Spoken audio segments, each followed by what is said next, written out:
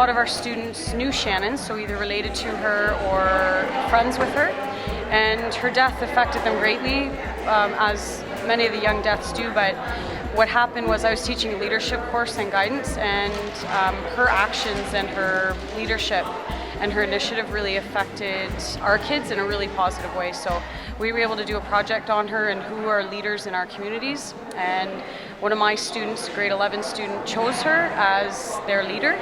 So she's really created a good, positive cycle. So hopefully that continues, that they now, they know who she is, they know what she did. And instead of focusing on, obviously her death was a tragedy, but the positive that came out of that was that she was able to leave a really strong legacy. Shannon's dream is especially important to kids in Koostachin, where I'm a first-year teacher at St. Andrew's School. We also are in a portable system now, and although they're very new for us, I can't help but think that if what Shannon was going for doesn't actually happen in getting all First Nation kids, real good schools, is that 30 years from now, Koostachin will be in the same situation where our portable systems will be really broken down and we'll be having the health problems that those students had in their portables. And I just think that the cycle will continue. If the government can't come through on the promise to give Attawapiskat a school, then how long is it going to take for Koostachin to get a new school as well? I'm originally from Winnipeg, but I went to university in Toronto, and so I teach grade 6. St. Andrew's School. I believe the last elementary school was first condemned and then burnt down in a fire. So we've been in portables for, 2 years. Grade 6 teacher in Koostachin, and we are also teaching out of portables. And one thing maybe people don't realize is it's so difficult to create a sense of community when you're teaching in portables, and the kids cannot interact with each other, and so our younger students don't get the benefit of positive peer interactions with older students. As a first-year teacher coming from south of Windsor, Amherstburg, Ontario to Attawapiskat, I knew I would be in for somewhat of an adventure because I'd done some research on the place before I came up. I read about Shannon's dream, read a lot of articles in the newspaper from Timmins. And actually, Shannon, Koostachin is a big part of the reason why I decided to come here. It really had a deep impact on me to know that the media that was covering Shannon on the steps of Parliament confronting the Minister of Northern and Indian and Northern Affairs, basically, in the newspaper article, it made mention of all of the reporters who were covering that and how they began to weep on the steps of the Parliament buildings, and it had a really deep effect on me as well. I have the honor of teaching Dallas, Shannon's younger brother, in my grade 1 class at J.R. Nakaji School in Attawapiskat, and he is a character and an inspiring reminder of the resilience of children and the hope that still exists in overwhelming circumstances. He comes to school every day in the same portables that Shannon is fighting to get rid of. And he continues to hold on to her dream, and he wears his little button, and just is a constant reminder of the perseverance and the hope and the dream that was Shannon's and that continues to be ours in Attawapiskat. And we look forward to the day when that dream becomes a reality and Dallas gets to walk to school, not to a portable that's overcrowded and stuffy, but to a real school with real hallways and a sense of school unity and community. I'm a grade 8 teacher at J.R. Nakaji in Attawapiskat, Ontario. It's my first year teaching there, and I want to talk a little bit about the grade 8 situation and because of the portable situation where we're at. Actually on the other side of the high school, separated from everybody else. We're kind of secluded off to the side, and as the years have gone by, our portable, the contaminated spill underneath the ground is seeping closer and closer towards our portable to the point where it's almost on top of the contaminated land again. So because it's taken so long for the government to come through on a promise that was made many years ago, and now even with the push of Shannon's dream, they're still withholding, and we're getting to the point where once again we're teaching children on contaminated land. The difference with the grade 8 portable is that it's an older one.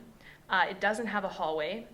There's 2 grade 8 classes, and if we want to transfer Rotary with classes, any equipment, we have to go outside to do it.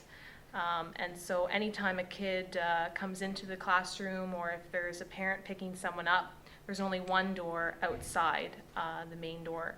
And so anytime there's a cold wind, a cold breeze, which happens a lot in Northern Ontario, the entire room becomes freezing to the point where the kids will not take off their coats because it's too cold. One student asked why we don't have coat hooks, and another student said, well, we don't need them because we don't take our coats off. So the snow in the door in the morning, the slippery stairs and ramps is an all kind of combined thing because of these portables. And in grade 8 we're kind of off to the side, and there's no sense of community within the school because of the portables, but even more so with the grade 8s because we're often forgotten. We don't get announcements, we don't have a PA system, we have a phone going into our classroom, and so when it comes to school events we often feel left out and to the side because that's exactly where we were put. This is my first year up in Attawapiskat, and I am so far loving my experience. My kids are amazing. I have, I think, the angel class, as it has been referred to by many other teachers. So I've heard some of my kids are difficult, but every kid has a joy in them and a sense of wanting to belong, that you can really get along with them. I found that some kids in class don't necessarily always do their work, so it is difficult to get things done and marks handed in. But a lot of the times if you sit with them one-on-one or ask them to come to homework club, they will more than gladly stay and do their work that way.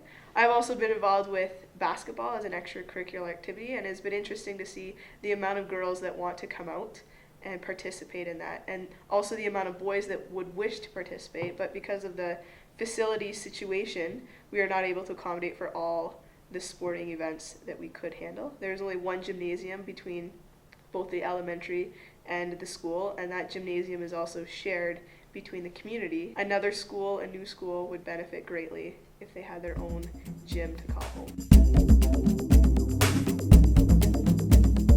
First of all, you get out of teacher's college and you want a job, right? Like, let's be honest.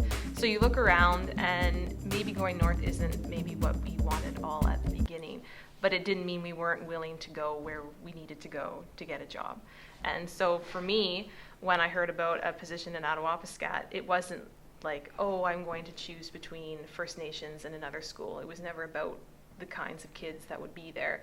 It was, where can I be an educator and make a difference? And if that happened to be Attawapiskat or the southernmost point in Canada, it didn't matter. It was, where can I do what I know I need to do? Just to have a challenge right away and get over those obstacles, so that later on, when you come to what you think are challenges, are just little bumps in the road. What starts off as a job, I need a job, I'm going to move up north, which for me wasn't really the whole motivation. I kind of really like natives. I really like Aboriginal studies, and having visited a reserve before, I knew that I wanted to do something along there, but has turned into such an object of passion and inspiration, and a topic that I will talk about for hours and for days, to the point that everyone's sick of hearing me. It's just grown. Do you find it happened instantly? Because that's what happened for me. Just didn't know what to expect, hit the ground running, and then now I can't imagine life having not been here. And it's a better person because of it. If we could be serious about first kind of weeks and first months up in the community, I think the span of 4 months being in isolation at the beginning was extremely worrisome, in a sense, to say, hey, I'm stuck here, and you're still getting used to the different customs and how things are. You know what, I can't drink out of the tap water, I have to go to some remote place and haul it by hand, or I have to go to the airport and pick up my groceries. Different things like that were definitely challenges to get over, but definitely now it just seems like a regular way of life. Yeah, it is a remote northern community, but at the same time, we all have free internet access in our homes. We're connected. Which really makes, really makes it feel like a global village. It's easy to communicate with family in Italy, or Windsor, or England, or Australia, or wherever, basically. You make sacrifices to chase your dreams, right?